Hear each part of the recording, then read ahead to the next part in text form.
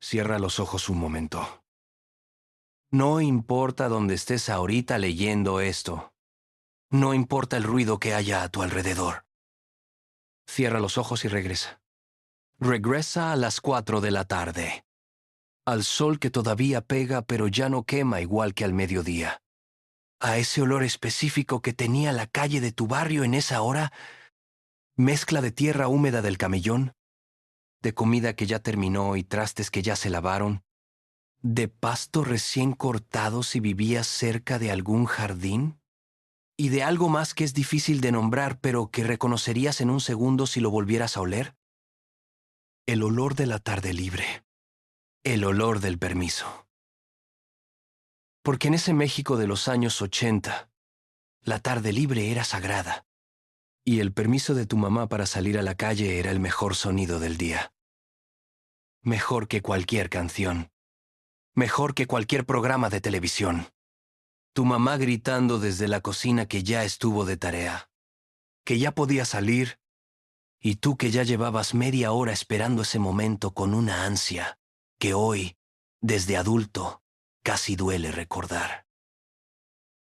Agarrabas lo primero que encontraras, el trompo que guardabas en el cajón de la mesita de noche, las canicas en su bolsita de manta que sonaban al moverse con ese ruido seco y satisfactorio, el valero que estaba debajo de la cama junto con el calcetín perdido y el carrito sin ruedas, y corrías hacia la puerta como si afuera te estuviera esperando algo que no podías perderte ni un minuto más. Y es que sí te estaba esperando. Te estaban esperando los Martínez del fondo que ya habían salido antes que tú. El chato de enfrente que ya tenía sus canicas en la mano. La Lupe y su hermano menor que siempre quería jugar aunque todavía era muy chico para muchas cosas. El güero de la esquina que siempre trampeaba en todo pero igual lo dejaban jugar porque sin él el equipo quedaba, ¿no? Te estaba esperando la banqueta rayada con guis de la semana pasada que todavía se veía. El bote de refresco aplastado que servía de meta. El poste que era la base de todo. Te estaba esperando la calle entera convertida en el mejor lugar del mundo. Y eso no tenía precio. Si naciste en los años 80 en México, o si tu infancia cayó cerca de esa época, ya sea que hayas crecido en la Ciudad de México o en Guadalajara, en un pueblo de Oaxaca o en una colonia popular de Monterrey, sabes exactamente de qué estoy hablando. Porque esos juegos de calle no eran solo juegos, eran el idioma con el que los niños mexicanos nos entendíamos entre nosotros. Eran la escuela paralela donde aprendíamos lo que ningún maestro tenía tiempo de enseñarnos en el salón. Eran el corazón de una infancia que hoy, cuando la comparamos con lo que viven los niños de ahora, parece de otro planeta, o de otro país, o de los dos. Y lo que vas a descubrir hoy, si te quedas hasta el final de este recorrido, es que esos juegos no eran simples maneras de matar el tiempo. Eran algo mucho más profundo. Algo que nos formó de una manera que quizás nunca nos habíamos detenido a pensar y que explica cosas de nosotros mismos que a veces no sabemos de dónde vienen. Pero primero hay que volver de verdad. Hay que entrar a ese tiempo con todos los sentidos. Porque para entender lo que perdimos, primero hay que recordar con exactitud lo que teníamos. México en los años 80 era un país que todavía vivía hacia afuera. Y con afuera me refiero literalmente, hacia la calle, hacia el vecindario, hacia esa comunidad que se formaba sola, sin que nadie la planeara, ni la organizara, ni la convocara por ninguna aplicación. Las colonias populares con sus calles de adoquín o de tierra apisonada. Las vecindades con sus patios centrales donde todo el mundo sabía todo de todos y nadie pedía permiso para saber. Los barrios de casas chicas con patios traseros donde había siempre una gallina o un perro o los dos. Todo eso funcionaba como un organismo vivo, y los niños éramos parte esencial de ese organismo. No estábamos encerrados. No estábamos monitoreados. No estábamos programados con actividades extracurriculares. Estábamos sueltos. Y eso era exactamente lo que necesitábamos para crecer como se tenía que crecer.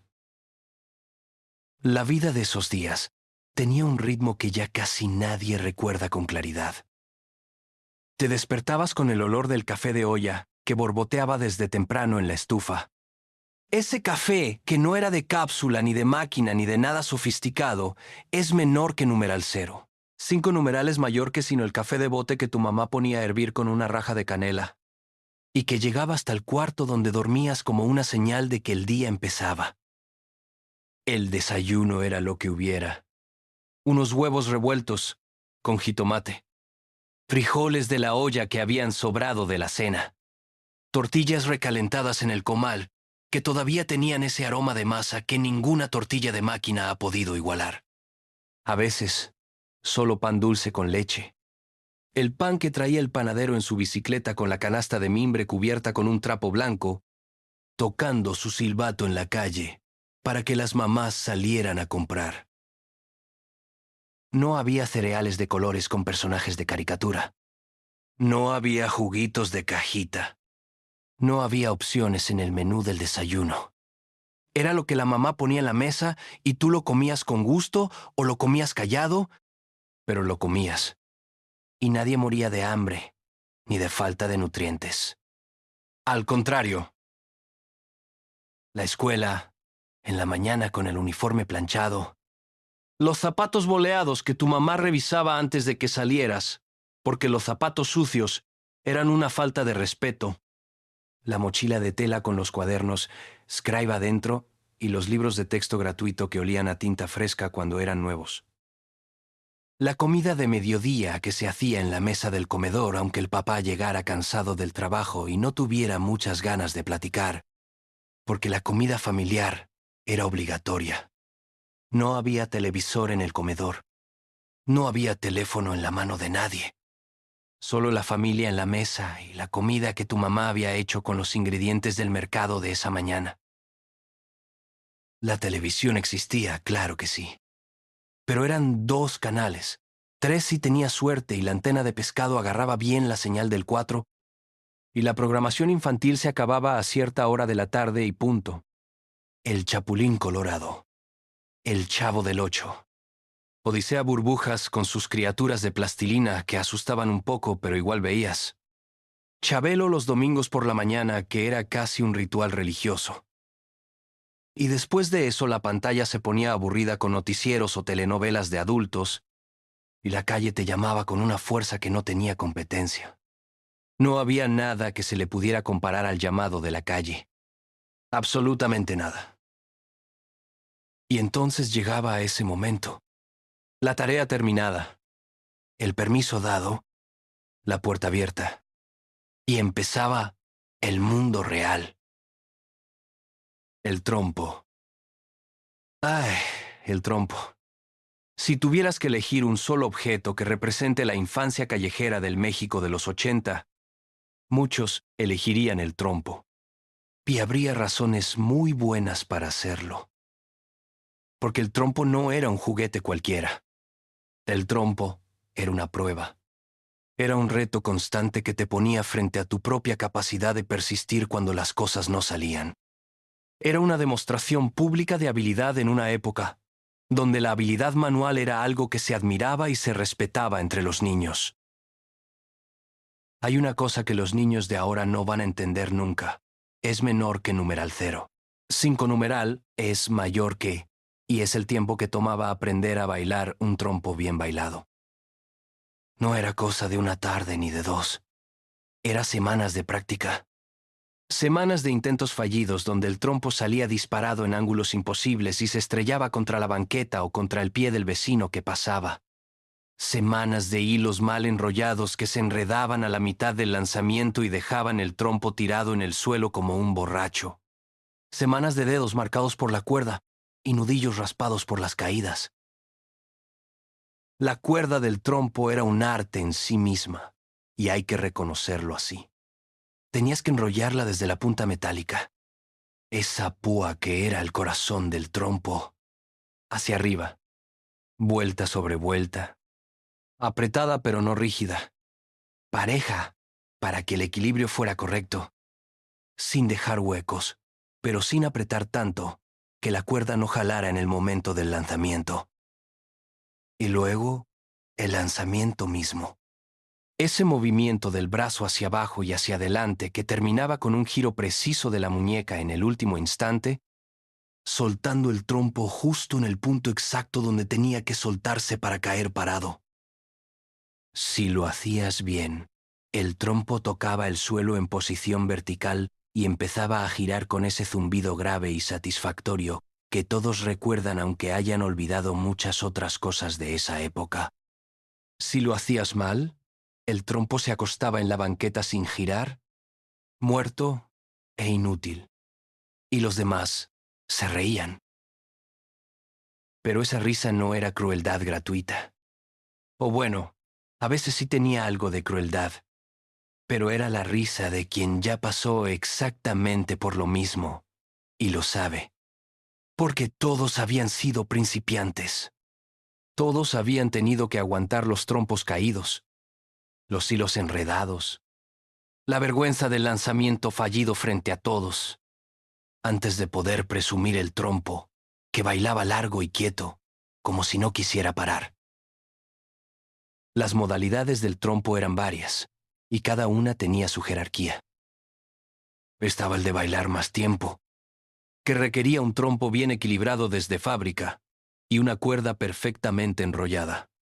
Estaba el de la rayita, donde tenías que lanzar el trompo y conseguir que la púa cayera exactamente sobre una línea marcada en el suelo, que parecía fácil hasta que lo intentabas y te dabas cuenta de que no lo era en absoluto. Estaba el de pegarle al trompo del contrario mientras el tuyo bailaba, que implicaba una puntería y un control del lanzamiento que solo los más expertos dominaban. Y luego estaba lo que separaba a los maestros de todos los demás: bailar el trompo en la palma de la mano. Eso era el nivel máximo. Lanzabas el trompo con la técnica perfecta. Lo recogías antes de que tocara el suelo, extendiéndole la mano abierta en el momento preciso, y lo dejabas girar ahí, en equilibrio sobre tu piel, zumbando contra tu palma, con esa vibración que se sentía hasta el codo. El niño que podía hacer eso en el barrio era el rey sin discusión. No había debate posible. No había argumento que valiera contra esa demostración. Podía ser el más lento de la cuadra, el menos bueno para el fútbol, el que sacaba las peores calificaciones, pero si bailabas el trompo en la palma, tenías un lugar ganado en la jerarquía del barrio. Los trompos tenían personalidad. No todos eran iguales aunque parecieran iguales. Los había de madera torneada con rayas de colores que con el giro se convertían en espirales hipnóticas. Los había más pesados y más ligeros. Los había con púas de hierro que aguantaban cualquier golpe, y los había con púas más delgadas que si les pegabas fuerte se doblaban. Y los niños que tenían experiencia sabían reconocer un buen trompo con solo tomarlo en la mano, sopesarlo, revisar la simetría, tocarle la punta, como un carpintero que sabe reconocer la buena madera, como un cocinero que sabe reconocer el buen chile con solo olerlo. Las canicas eran otro universo completamente diferente. Si el trompo era habilidad, el valero era persistencia, y el policías y ladrones era estrategia grupal. Las canicas eran todo eso junto más algo adicional que las hacía únicas. Las canicas tenían economía propia. Y cuando digo economía no exagero ni un poco, porque las canicas en el México de los 80 tenían un valor real de mercado entre los niños, con sus propias divisas, sus propias tasas de cambio, su propio sistema de jerarquías de valor que todo el mundo conocía sin que nadie lo hubiera escrito en ningún lado. Seguro tú también tenías tu bolsita. Esa bolsita de manta o de plástico o de tela de costal donde guardabas tu colección con más cuidado que cualquier otra posesión que tuvieras. Porque las canicas no eran iguales entre sí, y eso era fundamental para entender el juego. Estaban las comunes, las de vidrio con espirales de colores adentro, que eran bonitas pero abundantes y por tanto de poco valor. Estaban las lecheras, blancas y opacas, con ese color de porcelana que les daba cierto misterio.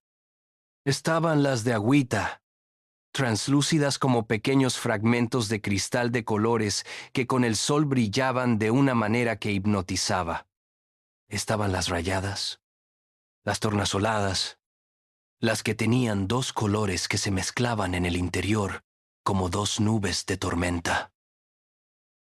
Y luego estaban las especiales. Las tiros, más grandes que las canicas normales, que se usaban como proyectil para golpear a las demás y que todo el mundo quería tener, pero no todo el mundo tenía. Conseguir una buena tiro era un acontecimiento. Podías comprarla en la tienda con el dinero que te habían dado para el recreo, pero que guardaste durante 3 días para poder alcanzar. Podías ganártela en un juego particularmente favorable. O podías heredarla de un hermano mayor que ya había dejado de jugar canicas y que te la daba con la solemnidad de quien transmite un legado. El hoyo era el juego central. Se buscaba un pedazo de tierra sin pavimentar. Es menor que numeral 0. 5 numerales mayor que en el camellón. En el jardincito del edificio. En cualquier espacio de suelo que no fuera cemento ni asfalto. ¿Y se hacía el hoyo con el dedo o con un palo? Del tamaño apropiado que todos conocían sin haberlo medido nunca. La meta era meter tu canica al hoyo antes que los demás. Quien lo lograba primero tenía el derecho de golpear las canicas rivales desde una distancia establecida por reglas que todos sabían aunque nadie las hubiera escrito nunca. Y quien acumulaba más canicas al final del juego era el ganador. Y el ganador se quedaba con lo que había ganado. Así de simple, así de contundente. Ahí estaba la trampa que convertía el juego de canicas en algo más que un juego. Las reglas variaban. Variaban de barrio en barrio, de colonia en colonia, a veces de calle en calle. Y cuando llegaba un niño de otro lado a querer jugar con tu grupo, invariablemente surgía el momento del choque. No, así no es. Desde atrás de la línea, no desde donde estás parado. ¿Cómo que no? En mi barrio siempre se ha jugado desde donde estás parado. Pues aquí no se juega así. ¿Y quién lo dijo? Y entonces empezaba la negociación. Una negociación entre niños de 6, de 8, de 10 años, sin árbitro, sin adulto que mediara, sin manual de reglas al que acudir, hasta llegar a un acuerdo que dejara a todos lo suficientemente satisfechos para que el juego pudiera comenzar. ¿Sabes lo que eso era en realidad? Diplomacia. Aprendíamos diplomacia jugando canicas en la banqueta y ni cuenta nos dábamos de que lo estábamos aprendiendo. Aprendíamos que dos grupos con reglas distintas pueden encontrar un punto medio donde ambos puedan convivir. Que la negociación es posible cuando la voluntad de llegar a un acuerdo es genuina. Que ceder en algo no significa perder todo. Las apuestas eran parte inherente del juego entre los más grandes. No siempre. No en todos los grupos. Pero cuando los de 10 u 11 años jugaban entre ellos, las canicas que se ponían en juego eran reales. El que perdía entregaba canicas. Así de directo, sin vuelta de hoja. Y eso le daba al juego una dimensión completamente diferente a cualquier otro entretenimiento disponible en esa época, porque estabas arriesgando algo que te había costado conseguir. Ya fuera comprándolo con el dinero que te habían dado para el recreo y que guardaste, o ganándolo en juegos anteriores con horas de práctica y concentración, esas canicas representaban algo tuyo. Y perderlas dolía de una manera muy concreta, que te enseñaba algo muy concreto, que las decisiones tienen consecuencias, que el riesgo es real, y que si quieres jugar de apuestas, tienes que estar dispuesto a perder. Los niños más habilidosos acumulaban bolsas y bolsas.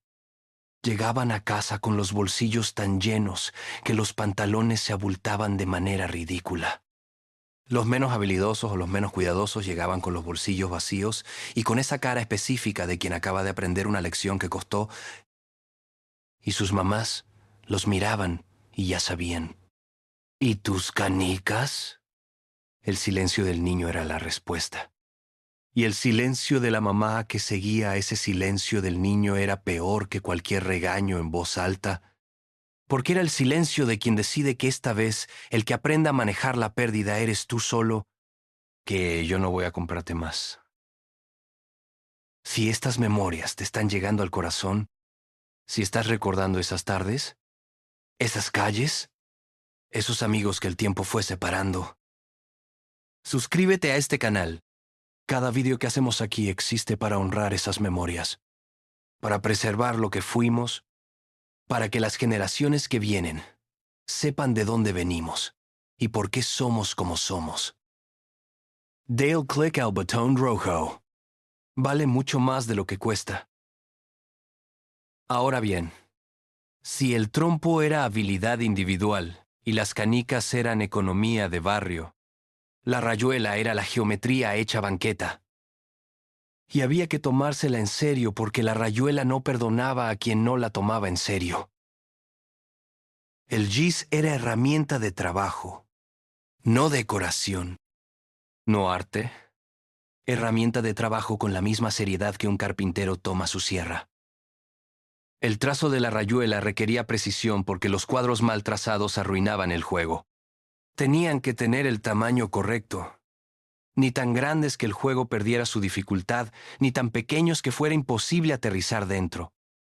La numeración tenía que ir en el orden exacto, con el 1 y el 2 al fondo y el cielo al final. El cielo. Ese cuadro especial, generalmente semicircular, donde se podían descansar los dos pies y respirar antes de emprender el regreso. Llegar al cielo era la meta, y no todas llegaban al cielo en el primer intento ni en el segundo. La piedra era la otra mitad del juego, y también se elegía con criterio. No cualquier piedra servía, y las niñas lo sabían bien. Tenía que ser plana para deslizarse con control, del peso correcto para no irse con el viento, pero tampoco para no poder dirigirla, del tamaño apropiado para caber dentro del cuadro sin pisar las líneas. Había niñas que pintaban su piedra con esmalte de uñas de su mamá, que le ponían nombre, que la guardaban envuelta en un pedazo de tela en algún cajón, reservado solo para ella. Una piedra personalizada para la rayuela. Suena a poca cosa desde el presente. Era absolutamente todo en ese entonces. La rayuela era principalmente territorio de niñas, y hay que decirlo sin ningún pudor. No exclusivamente, pero sí principalmente. Y los niños que se negaban a jugarla porque era cosa de niñas, se perdían algo que hubiera sido bueno para ellos, porque la rayuela enseñaba una coordinación y un equilibrio que no muchos juegos enseñaban tan bien. Saltar en un solo pie controlando el impulso para no pasarse de la línea. Calcular la fuerza con que lanzabas el tejo para que cayera dentro del cuadro correcto sin rebotar al de junto. Mantener el equilibrio durante el regreso recogiendo la piedra sin perder el pie de apoyo.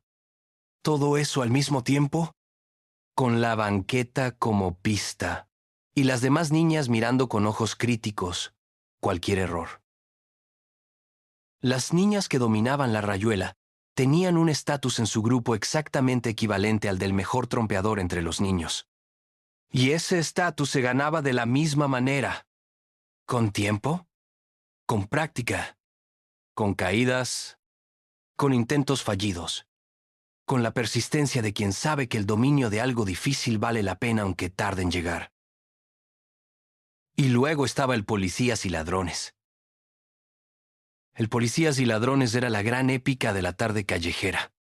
El juego que convertía el barrio entero en escenario, que absorbía a todos sin distinción de edad ni de habilidad ni de nada, que hacía que el tiempo se olvidara completamente hasta que de repente era de noche y tu mamá llevaba media hora gritando tu nombre desde la ventana con una voz que subía de tono con cada grito.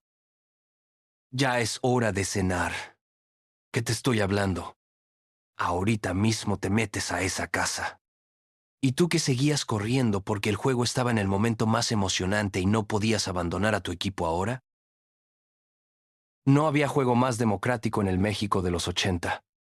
Porque en el policías y ladrones el trompo que bailabas y las canicas que tenías no valían de nada. En el policías y ladrones importaban otras cosas. La velocidad con que corrías. La astucia para elegir rutas de escape que el perseguidor no anticipara. El conocimiento del territorio, de cada callejón, de cada zaguán que quedaba entreabierto, de cada árbol con ramas lo suficientemente bajas para trepar. Y sobre todo, la lealtad hacia tu equipo. Porque en el policías y ladrones podías salvar a un compañero capturado si llegabas a la cárcel sin que te atraparan a ti. Y esa posibilidad de rescate le daba al juego una dimensión de heroísmo que ningún otro juego callejero tenía. La cárcel era el espacio más dramático del juego.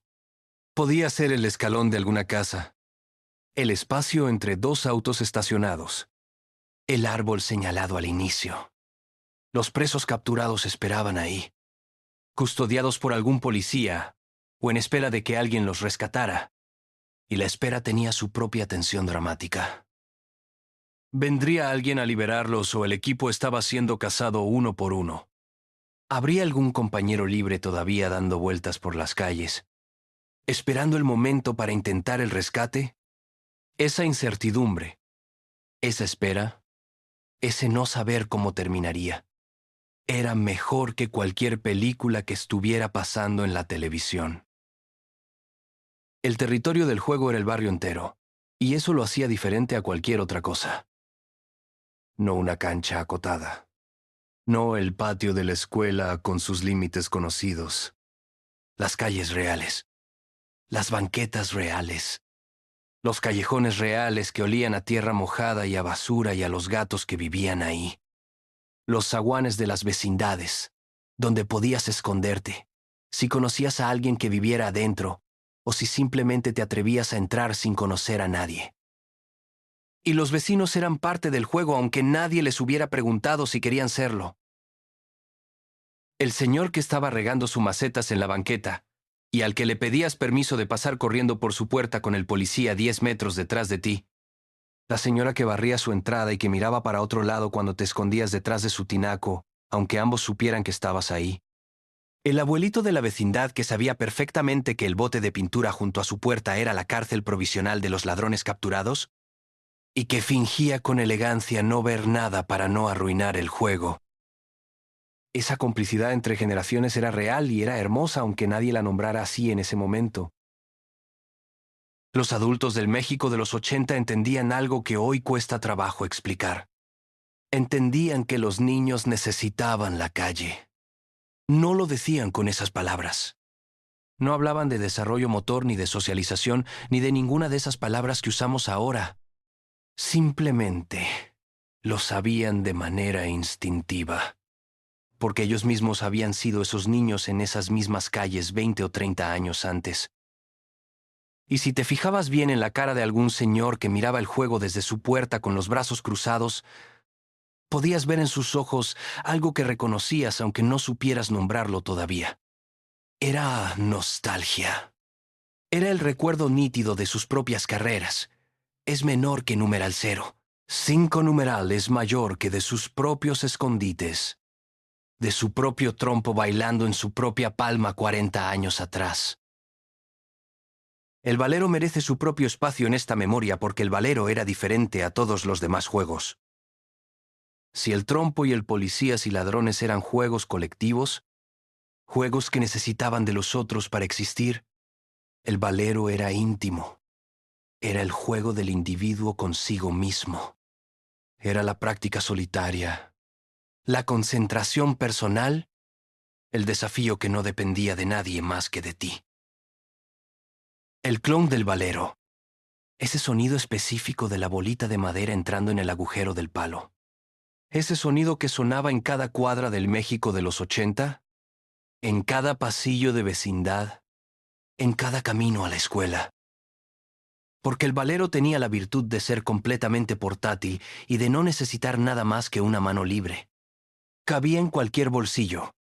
No necesitaba compañero. No necesitaba espacio especial.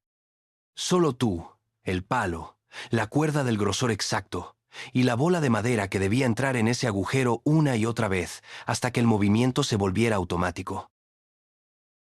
Y sin embargo, dominarlo era tremendamente difícil. La mecánica básica parecía de una simplicidad engañosa.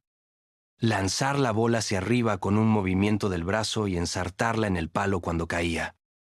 Pero esa simplicidad aparente era una trampa, porque la coordinación entre el movimiento del brazo, el cálculo de la trayectoria de la bola, es menor que numeral 0. 5 numeral es mayor que, y el posicionamiento del palo en el lugar correcto en el momento correcto era una habilidad que tomaba tiempo desarrollar. Y la variedad de trucos que podías hacer una vez que dominas lo básico era enorme. El avioncito, donde la bola pasaba por debajo del brazo antes de ensartarse. El cinturón, que describía una vuelta alrededor de tu cadera. Y el más difícil de todos, el que hacía que la gente que pasaba se detuviera a mirarte. El volteado, donde la bola entraba al palo con la mano completamente invertida.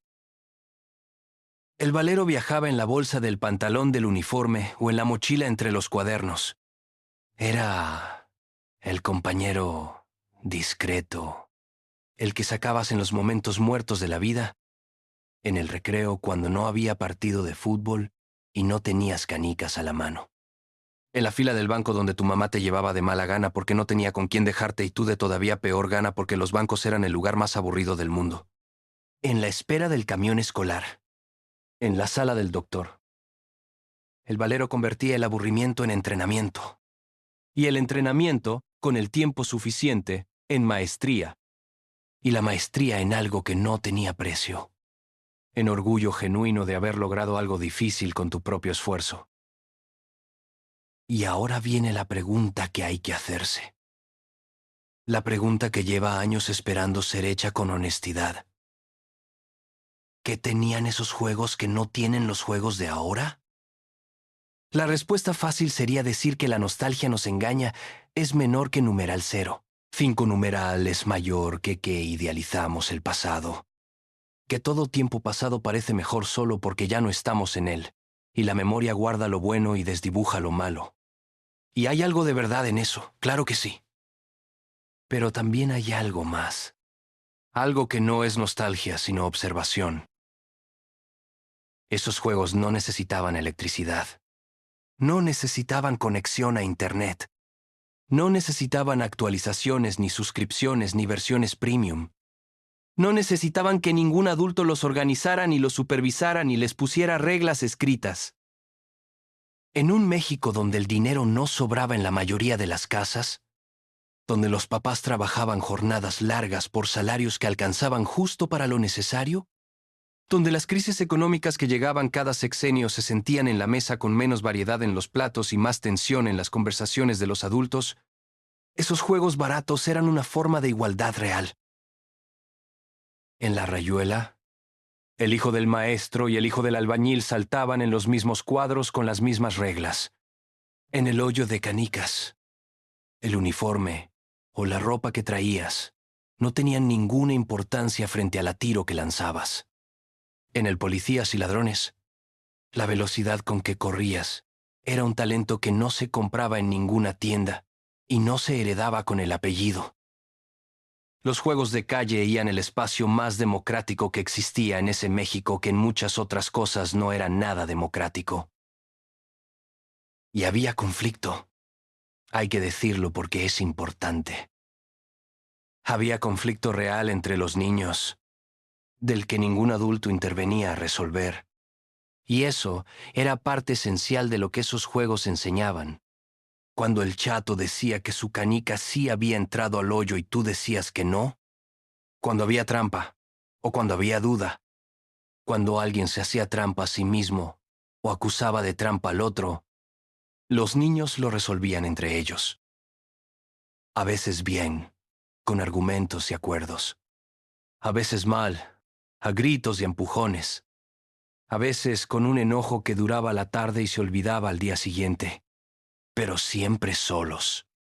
Y al día siguiente, o a la hora, volvían a jugar juntos como si el conflicto de la tarde anterior hubiera sido solo un accidente menor en el camino de la amistad. Eso era resiliencia emocional antes de que existiera esa palabra en el vocabulario popular. Aprender que el conflicto no destruye la amistad si la amistad es real. Que puedes pelearte con alguien hoy y seguir siendo su cuate mañana. Que los problemas no duran para siempre si no los alimentas. Que perder no es el fin del mundo. Que ganar no justifica cualquier cosa.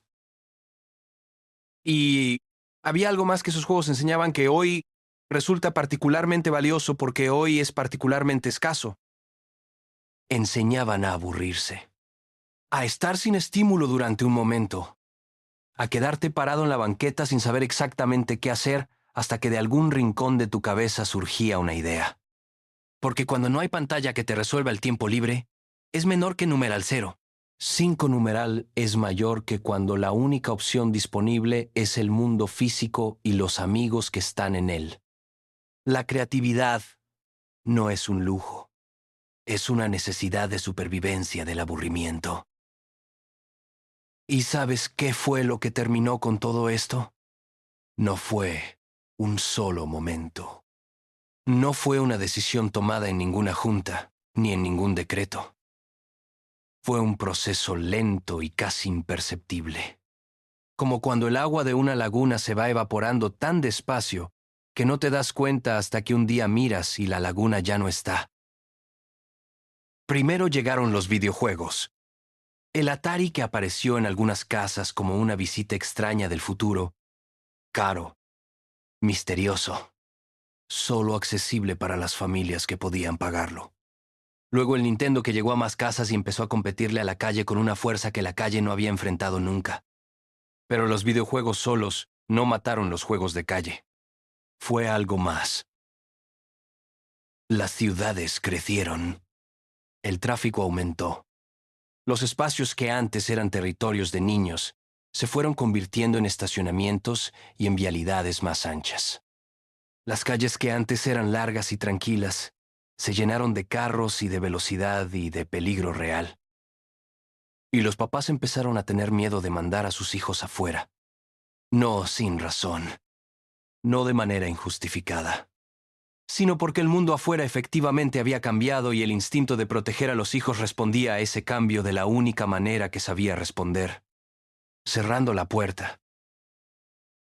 Y los mismos niños que habían jugado trompo y canicas y policías y ladrones en esas calles se convirtieron en papás. Y les dieron a sus propios hijos lo que la nueva época ofrecía. Que ya no era la calle libre con sus riesgos y su magia, sino la pantalla segura, con su estimulación constante y su peligro invisible. Sin pensarlo demasiado, sin malicia, simplemente siguiendo el ritmo de los tiempos que corrían. Y así fue como una generación entera de niños que habían crecido corriendo y saltando y negociando y peleándose y riéndose a carcajadas en la banqueta, tuvo hijos que crecieron sentados. No porque nadie los amara menos. No porque fueran peores padres que los suyos. Sino porque el mundo cambió más rápido de lo que podíamos comprender, y la respuesta humana ante lo que no se comprende bien suele ser proteger, aunque esa protección cueste algo que no sabemos calcular todavía. Si esta historia te está recordando personas que ya no están, abuelitas que miraban desde la ventana con una sonrisa que contenía todo el amor del mundo, amigos de la infancia de quienes no sabes nada desde hace 30 años y cuyo rostro de niño todavía recuerdas perfectamente, no te pierdas nuestro video sobre los mercados tradicionales del México de los 70 y 80. Porque ahí recordaremos con el mismo cariño los olores y los sonidos de esos espacios que también se están perdiendo y que también formaron quienes somos de maneras que todavía estamos descubriendo. Hay una imagen que me quedo pensando cuando recorro todo esto en la memoria. Es la imagen de una calle al atardecer, con esa luz naranja densa y cálida que tiene el final de la tarde en el México del centro del país, cuando el sol ya está bajo y las sombras son largas y todo tiene un color de película antigua. Y en esa calle hay 7, 8, 10 niños todavía jugando, aunque ya casi no se vea bien. Alguien ya debería haberse ido a cenar hace rato. Alguien tiene a su mamá gritando su nombre desde 2 casas más allá con una voz que ya empieza a perder la paciencia. Alguien prometió que en 5 minutos se iba, y esos 5 minutos llevan media hora transcurriendo. Pero nadie quiere ser el primero en irse, porque irse es admitir que el día se acabó. Y el día siempre fue demasiado corto. Siempre se acabó antes de estar listos para que se acabara. Eso también era una lección. Quizás la más importante de todas las que esos juegos enseñaban. Que los momentos buenos se terminan siempre antes de que estés listo para que se terminen. Que no hay manera de extenderlos más allá de su tiempo natural. Que la única respuesta posible ante eso es haberlos vivido completo mientras duraron, haberlos habitado con todo el cuerpo y toda la atención y toda la alegría que tenías disponible. Porque ese es el único seguro que existe contra la pérdida. Haber estado de verdad mientras las cosas eran. Los niños de los años 80 que jugaron en esas calles ya son adultos. Muchos son abuelos.